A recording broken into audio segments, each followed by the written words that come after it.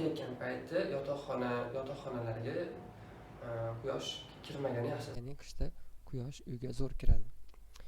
Yozdachi Hotelda quyosh kechki paytda bir tomonga oz kiradi, bir tomonda pastda kechki paytda kirmaydi quyosh. Yozda bo'lsa, yozda siz hech kim isib ketadi agar quyosh ko'p kiradigan bo'lsa. Uning uchun nima qilish kerak bo'ladi? Uning uchun biz assalomu alaykum hurmatli do'stlar. Uy loyihalayotganda quyosh o'rni, ya'ni quyosh uyga kirishini hisobga olishimiz kerakmi yoki quyoshni hisobga olmasdan shundoq planirovka keta olish kerakmi yoki shundoq uyda ko'p keta olish kerak? Xo'p, projektirovщикka berganingizda quyoshni ham hisobga olish kerak. Nega?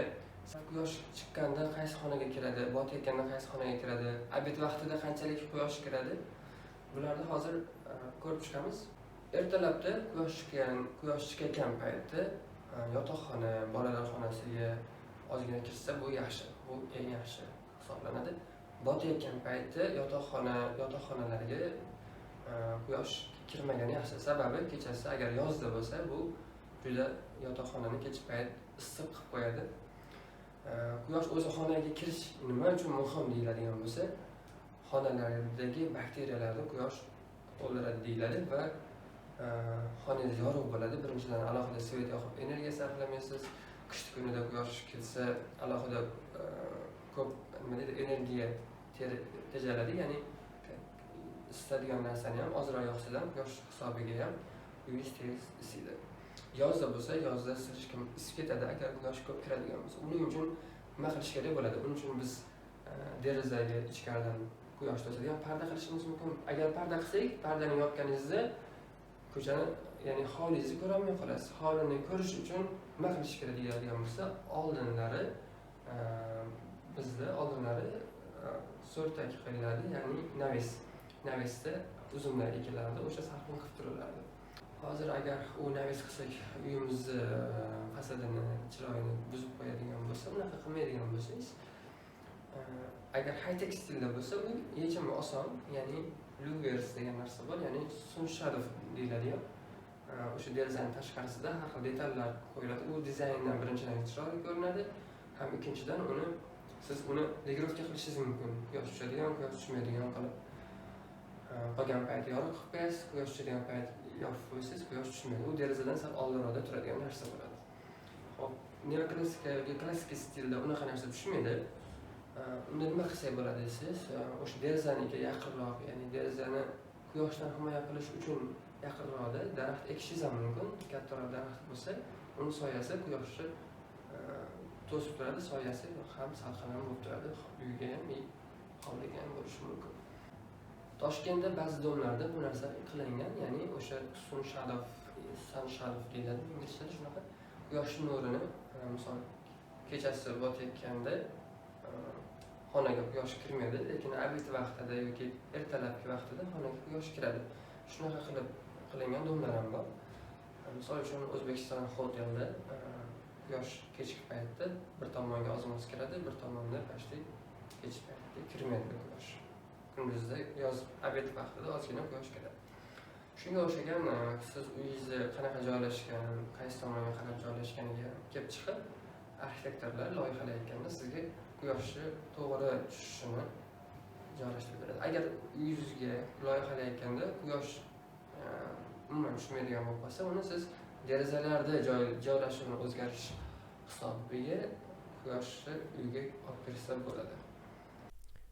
Bu ko'cha tomon, mana bu ko'cha yonida boshqa uchastkalar bor. Xo'p, quyoshni mana tushishi.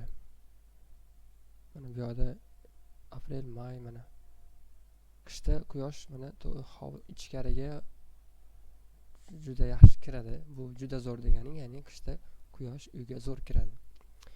Yozda quyosh mana tepadan tushyapti. Uyni ichiga unaqa zo'r ichkarigacha tushib yormaydi. Bu zo'r degani, sababi uyni qizitib tashlamaydi. Bu juda ideal degani, mana mayda ko'rsangiz ham bo'ladi. Balkonni chiqishi ham o'zi ham, endi men bu hozir bu prosta karkas holati, uning ustida kolonnalari bo'ladi, boshqa nimalari bo'ladi. Ulardan keyin mana bu joylar ancha yopiladi. Hop, bu yerda yana daraxtlar ekiladi, boshqa bo'ladi, yana ham salqin bo'ladi. Mana bunda esa naves qilingan. Bu ham quyoshni tikka ichkariga kirishini oldini oladi. Naves qanchadir soya qiladi va tikka chiqqan payt pastga soya bo'ladi va bu o'zi mamlaqa ketgan hisobiga ham o'zini o'ziga soya tushiradi bir-biriga. Mashturishi o'ziga ichkariga quyosh kirishini, ya'ni tikka issiq bo'lishini oldini oladi. Agar quyosh unchalik tushmaydigan tomonlarda derazani kattaroq qilsangiz ham bo'ladi. Derazani katta qilsangiz, hovlis birinchidan uydan turib hovlini chiroyli kuzatasiz va quyosh kamroq tushish hisobiga derazangiz katta bo'ladi, uyingiz yozda isib ketmaydi, qishda ham isilishga sovib ketmaydi, oz-moz quyosh kirishi. Lekin qishda oyna katta bo'lsa, oyna katta bo'lganda ko'pchilik aytishadi, oyna katta bo'lsa uy sovishi yo uy isishi, qishda uy isishi qiyin bo'ladi, uy tez sovib ketadi, oynadan sovib o'tadi. Hozir shunaqa oynalar chiqqanki, qalinligi siz ko'chadagi sovuvni ham issini ham o'tkazmaydigan romlar bor. Shunaqa romlardan foydalanib, o'sha romlar tagiga radiatorlardan qo'yishingiz, bu ham to'pli pol bo'lsa, boshqa bo'lsa, siz bemalol issiq sovuqni oldini olishingiz bo'ladi va yozda konditsioner, o'zimizda konditsionerdan tashqari uchastkalarda chillerning sistemadan foydalanilsa bu juda zo'r, chunki bu polniy hamma xonalarda bitta katta chillerning sistema hamma xonaga yuradi. Bu yerda havo tozalashi bo'ladi birinchidan, ikkinchidan issiq sovuqni ham yaxshi bir xil ushlab beradi. Bir xonadan chiqqaningizda sovuq bo'lib, bir xonaga kirganingizda issiq bo'lib, har xil bo'lmaydi. Va kommentariyada agar qo'shimcha fikrlar, qo'shimcha savollar bo'lsa yoki qo'shimcha takliflar bo'lsa, kommentariyaga yozishingiz mumkin.